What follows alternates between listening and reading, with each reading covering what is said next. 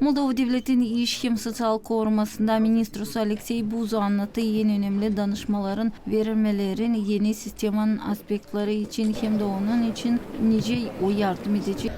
İsterim inandırma Moldova Devleti'ni yaşayanlarına hani bu yılda kış zamanında memleket gene yanınızda olacak. Umutlanırız hani o da ıslah geçecek. Hepsinin olacak kolaylıkları versinler danışmaları bütününe Kasım ayı olacak çok vakit. Uzmanlar ilk linyadan hem de sosyal uğrunda çalışanlar olacaklar o insanların yanında algıların yok kolaylıkları internete bağlanma. Bize uydu olmaz sizinle beraber hem de yardımcı olmaz size iki kış zamanın vakitinde bize uydu çok insanlara yardım etmeye çok ailelere mutlanırız hani bu yılda bizde hepsi olacak. Beneficiarların mahsus sayısı belli olacak. Kasım ayın gitmesinde ondan sonra nice toplanacaklar sayılar. Yaşayanların olacak kolaylıkları sayıya koyulsunlar hem de dekabri hem de yanvar aylarında ama kompensasya verilecek o ay için angısından sayıya koyuldu. Çizgiledi Moldova Devleti'nin İş hem Sosyal Korumasında Ministrosu Alexey Buzo. Yaşayanlar pay oldular kendi kompensasya kullanmaların opatından bildir.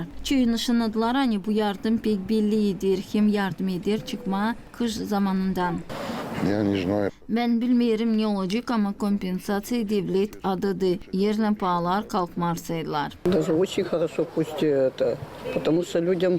Da pek bu işe bakıyorum. İnsan lazım yasası yaşasın kış zamanında. Isıtmak zamanı şimdiden sonra çekitti. Сезон начинается, уже и начался. Вот я еду сейчас в поликлинику. Ben şimdi poliklinikadan gelirim, nakol kabul ederim ama yerlem daha soğuk olarsaydı para öyle de yetişmer ilaçlanma diyeni pensiye parası 2700'le kurar küçük pensiyem yetişmer ama yemeğe lazım umutlanırsa hani kompensasyon verecekler.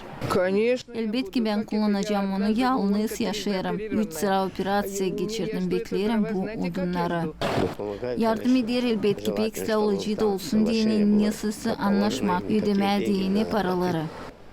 2023-2024 yılların ısıtmak zamanında bakıldı kompensasyalar energetika korkunçsuzluğundan çekilir. Orta onlar kapladılar gazın tarifinden 33%. Hangisi kurar 12-17'liye kadar bir kubometre için kompensasyyalı 180 kubometrede. Yaşayanlar sayıya koyulurlar. Kompensasya.gov.md platformasında kabul etmek için kompensasyayı şafk için, kompensasyayı gazın kullanması için şafkın hem sıcak için, hep öyle kompensasyayı para tarafından sayıda 800'li çetin yakacağı için.